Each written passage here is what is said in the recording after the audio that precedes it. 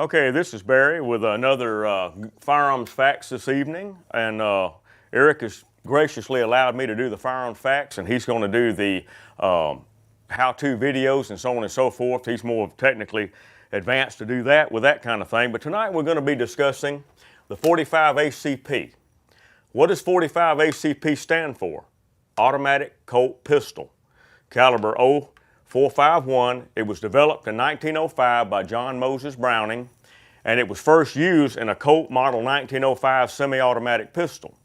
The original loading was a 200 grain bullet at 900 feet per second. Now later, in 1911, when the Army adopted it as a standard sidearm, the load was moved up to 230 grain at a lower velocity.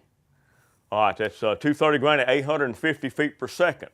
The 45 was adopted by the Army in 1911, and it served as our handgun until 1985 when it was replaced by the Beretta M9 9mm. Now there's talk of the service going back to the 45, however, they don't know what gun they want to use. It's probably not going to be a 1911, it's going to be maybe a Glock or something like that. But we're going to explain some of the different guns here. This is a Remington R1. This is about as close as you can get to just a strictly GI gun. It has no bells, no whistles. It is a beautifully made gun, very smooth, very easy on the action. Very nice gun. This Remington Rand typewriter company made Remingtons during the war, but this is actually Remington made firearm. In World War I, Colt couldn't make enough 1911s to serve all the GIs back then. They used to issue handguns to almost everybody back then. But this is a remake of a 1917 Smith & Wesson Army revolver. And Smith & Wesson figured out how to use a moon clip. All you have to do is insert the whole thing. You can actually shoot this you can put out more rounds in a minute with these than a man with a semi-automatic. Pulling double action.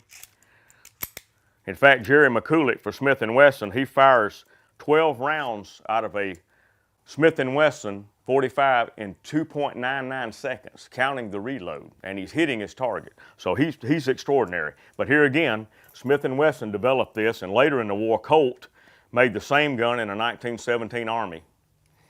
Now, we're going to look at some of the cartridges available for the 45. This is by no means, there's probably 100 different loadings, but Federal come out with a round called a full metal jacket expanding round.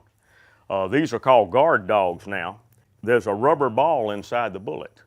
So when it feeds up the ramp, it can't jam, but it expands like a hollow point. No matter what it hits, it expands, no matter what.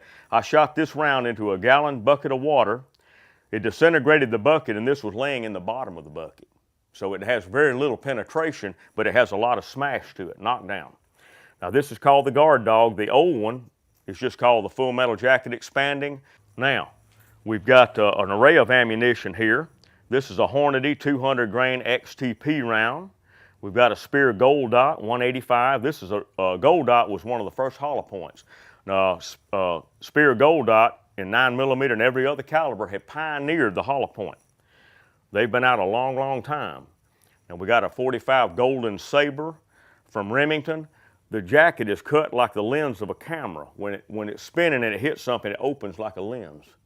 It's made to do that. That's why it's spiral shaped. Here's a PMC Starfire, very evil looking round there. We got the Zombie round from Hornady, which is a 185 Z-Max.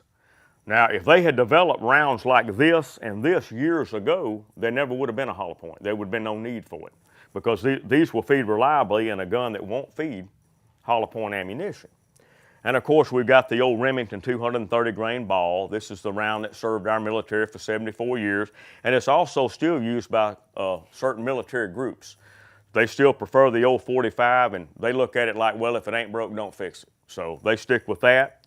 And we're gonna be bringing y'all some more gun facts here pretty soon, but I hope y'all got something food for thought here, and y'all have a good evening now. We'll see you next time.